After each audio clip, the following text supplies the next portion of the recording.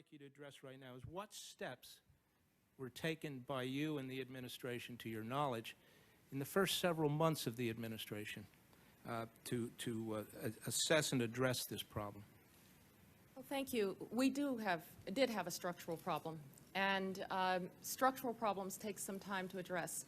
We did have a national security policy directive asking the CIA through the Foreign Intelligence Board, headed by Brent Scowcroft, to review its intelligence activities, the way that it gathered intelligence, and that was a study that was to be completed. The Vice President was a little later, I think in May, tasked by the President to put together a group to look at all of the recommendations that had been made about domestic preparedness and all of the questions associated with that, to take the Gilmore report and the Hart-Rudman report and so forth, and to try to make recommendations about what might have been done. We were in office 233 days, and the kinds of structural changes that have been needed by this country for some time did not get made in that period of time. I'm told that after the Millennium Plot was discovered, that there was an after-action report done and that some steps were taken. To my recollection, that was not briefed to us during the transition period or during the threat spike. But clearly, what needed to be done was that we needed systems in place that would bring all of this together. It is not enough to leave this to chance. If you look at this period, I think you see that everybody, the director of the CIA, Louis Freeh had left, but the key counterterrorism person was a part of Dick Clark's group and was meeting with him, and I'm sure shaking the trees and doing all of the things that you would want people to do. We were being given reports all the time that they were doing everything they could, but there was a systemic problem in getting that kind of shared intelligence. One of the first things that Bob Mueller did post 9/11 was to recognize that the issue of prevention meant that you had to break down some of the walls between criminal and counterterrorism, between criminal and intelligence. The way that we went about this was to have individual cases where you were trying to build a criminal case, individual offices with responsibility for those cases. Much was not coming to the FBI in a way that it could then engage the policymakers. So these were big structural reforms. We did some things to try and get the CIA reforming. We did some things to try and get a better sense of how to put all of this together. But structural reform is hard, and in 7 months, we didn't have time to make the changes that were necessary. We made them almost immediately after September 11th. The principal figures on Bush's White House staff would be National Security Advisor Condoleezza Rice, who had been a member of the National Security Council staff in the administration of George H.W. Bush, Rice's deputy, Stephen Hadley, who had been an Assistant Secretary of Defense under the first Bush, and Chief of Staff Andrew Card, who had served that same administration as Deputy Chief of Staff, then Secretary of Transportation. For Secretary of State, Bush chose General Colin Powell, who had been National Security Advisor for President Ronald Reagan and then Chairman of the Joint Chiefs of Staff. For Secretary of Defense, he selected Donald Rumsfeld, a former member of Congress, White House Chief of Staff under President Gerald Ford, already once Secretary of Defense. Bush decided fairly soon to keep George Tenet as Director of Central Intelligence.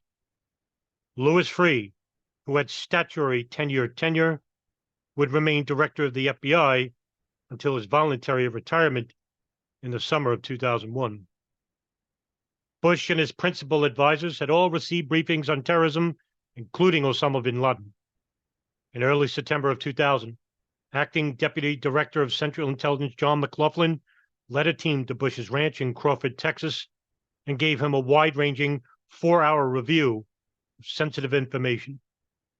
Ben Bonk, Deputy Chief of the CIA's Counterterrorist Center, used one of the 4 hours to deal with terrorism.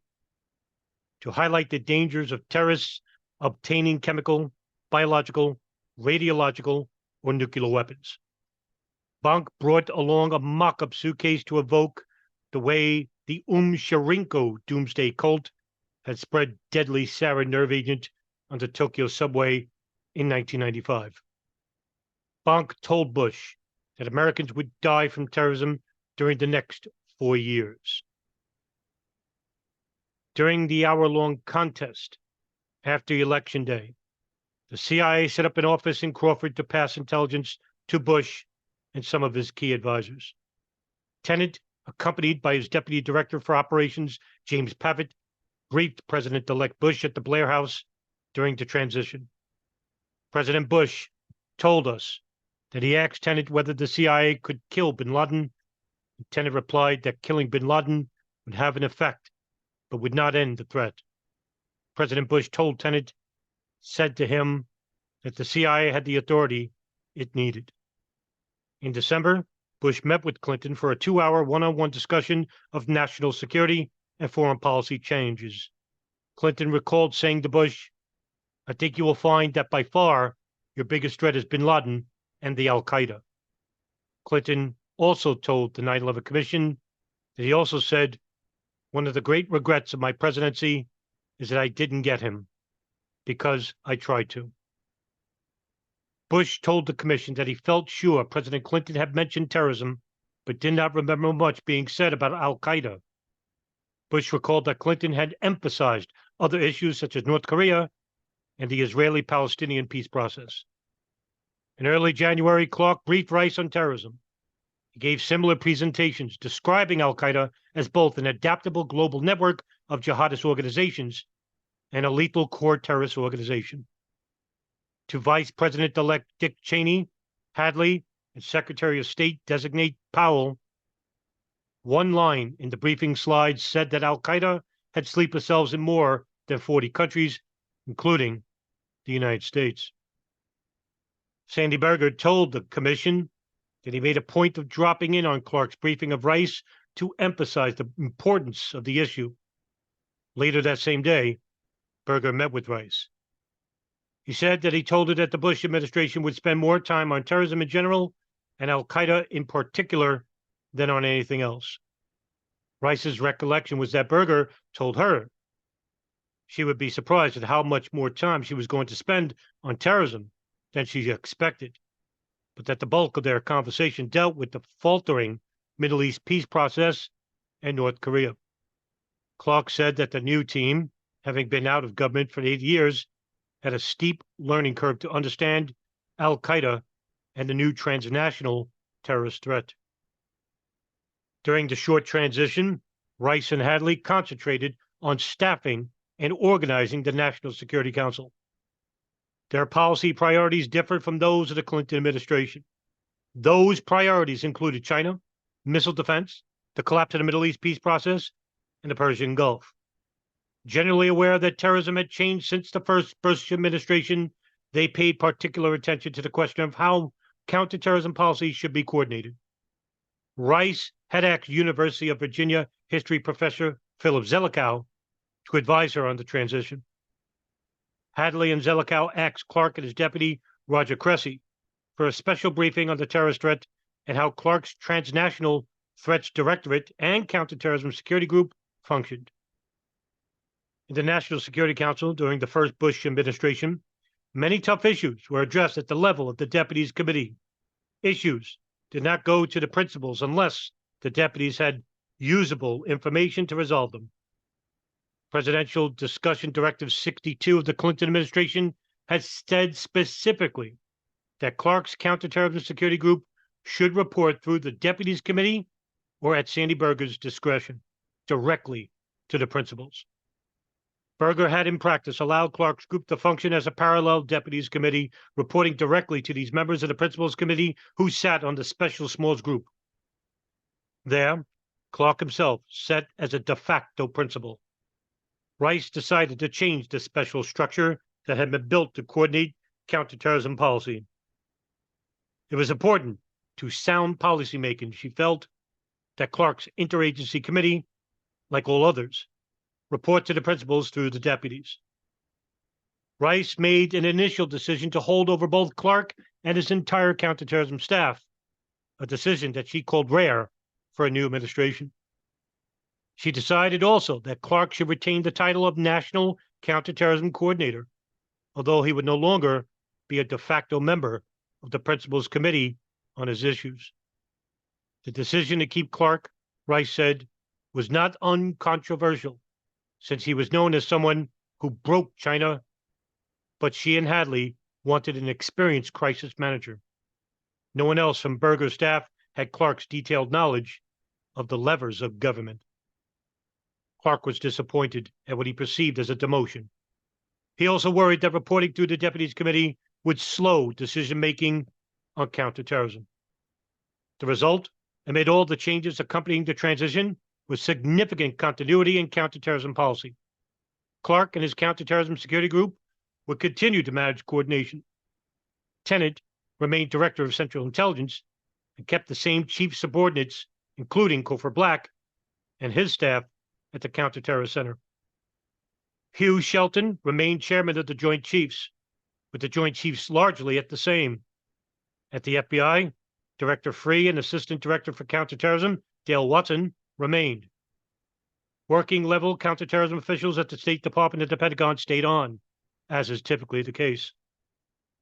Changes were at the cabinet and sub-cabinet level, and in the CSG's reporting arrangements at the sub-cabinet level, there were significant delays in the confirmation of key officials, particularly at the Defense Department. The procedures of the Bush administration were to be what once more formal and less formal than its predecessors.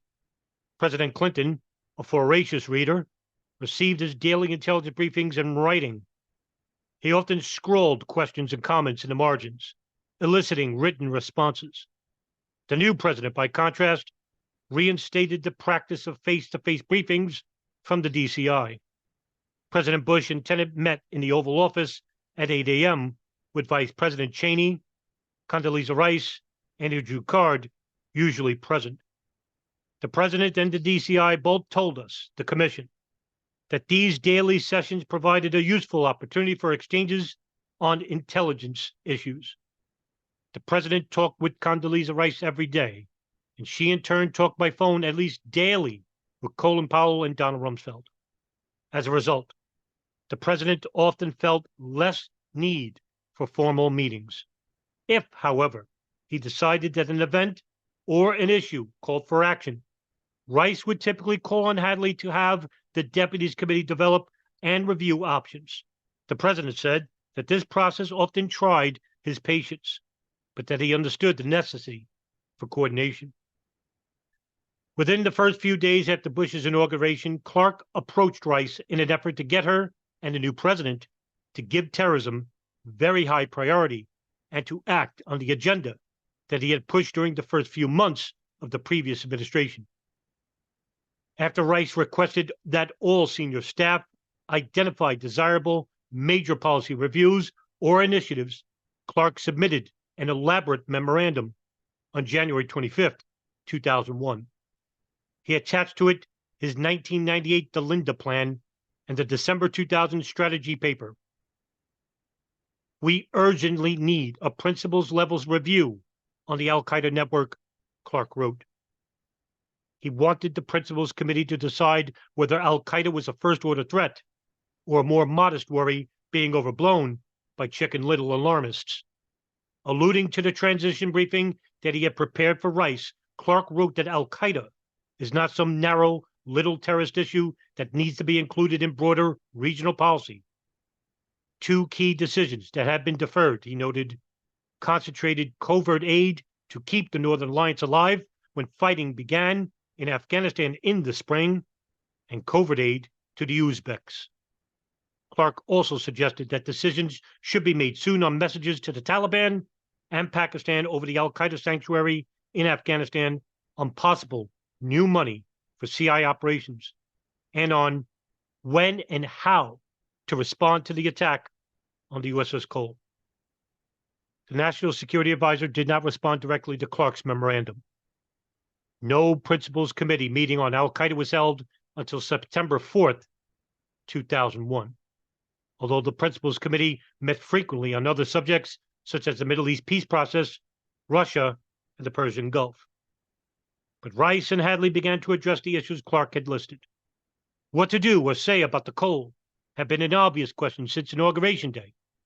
When the attack occurred, 25 days before the election, candidate Bush said to CNN, quote, "I hope that we can gather enough intelligence to figure out who did the act and take the necessary action. There must be a consequence," end quote.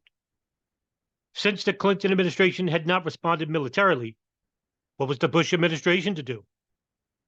On January 25th, Tenet briefed the president on the coal investigation. The written briefing repeated for top officials of the new administration what the CIA had told the Clinton White House in November of last year. This included the preliminary judgment that al-Qaeda was responsible, with the caveat that no evidence had been found that bin Laden himself ordered the attack. Tenet told the commission he had no recollection of a conversation with the president about that briefing. In his January 25th memo, Clark had advised Rice that the government should respond to the coal attack, but should take advantage of the policy that we will respond at a time, place, and manner of our own choosing, and not be forced into knee-jerk responses. Before Vice President Cheney visited the CIA in mid-February 2001, Clark sent him a memo outside the usual White House document management system, suggesting that he asked CIA officials what additional information is needed before CIA can definitely conclude that al-Qaeda was responsible for the USS Cole bombing. In March 2001, the CIA's briefing slides for Rice was still describing the CIA's preliminary judgment that a strong circumstantial case could be made against al-Qaeda, but noting that the CIA continued to lack conclusive information on external command and control of the attack. Clark and his aides continued to provide Rice and Hadley with evidence reinforcing the case against al-Qaeda and urging action. The president explained to the commission that he had been concerned lest an ineffectual strike just as give bin Laden a propaganda advantage. He said he had not been told about Clinton administration warnings to the Taliban. The president told the commission that he had concluded that the United States must use ground forces for a job like this. Rice told the commission that there was never a formal recorded decision not to retaliate specifically for the Cole attack. Exchanges with the president, between the president and George Tenet, and between herself and Colin Powell and Donald Rumsfeld, have produced a consensus that tit-for-tat responses were likely to be counterproductive. This had been the case, he thought, with the cruise missile attacks of August 1998. The new team at the Pentagon did not push for action. On the contrary, Rumsfeld thought that too much time had passed, and his deputies, Paul Wolfowitz, thought the Cole attack was stale. Hadley said that in the end, the administration's real response to the Cole would be a new, more aggressive strategy against al-Qaeda. The administration decided to propose to Congress a substantial increase in counterterrorism funding for national security agencies, including the CIA and the FBI. This included a 27% increase in counterterrorism funding for the CIA. In early March, the administration postponed action on proposals for increasing aid to the Northern Alliance and the Uzbeks. Rice noted at the time that a more wide-ranging examination of policy toward Afghanistan was needed first. She wanted a review very soon. Rice and others recalled the president saying, "I'm tired of swatting at flies." The president reportedly also said, "I'm tired of playing defense. I want to play offense. I want to take the fight to the terrorists." President Bush explained to the commission that he had become impatient. He apparently had heard other proposals for rolling back al-Qaeda, but felt that catching terrorists one by one, or even cell by cell, was not an approach likely to succeed in the long run. At the time, he said he understood that policy had to be developed slowly so that diplomacy and financial and military measures could mesh with one another. Hadley convened an informal deputies committee meeting on March 7, 2001, when some of the deputies had not been confirmed. For the first time, Clark's various proposals for aid to the Northern Alliance and the Uzbeks and for Predator missions went before the group. And the Bush National Security Council would do most of the policy work. Though they made no decision on these specific proposals, Stephen Hadley apparently concluded that there should be a presidential national security policy directive on terrorism. Clark would later express irritation about the deputy's insistence that a strategy for coping with al-Qaeda be framed within the context of a regional policy. He doubted that the benefits would compensate for the time lost.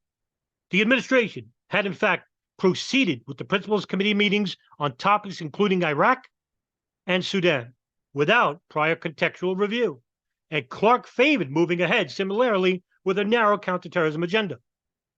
But the president's security advisor saw the al-Qaeda problem as part of a puzzle that could not be assembled without filing in the pieces for Afghanistan and Pakistan.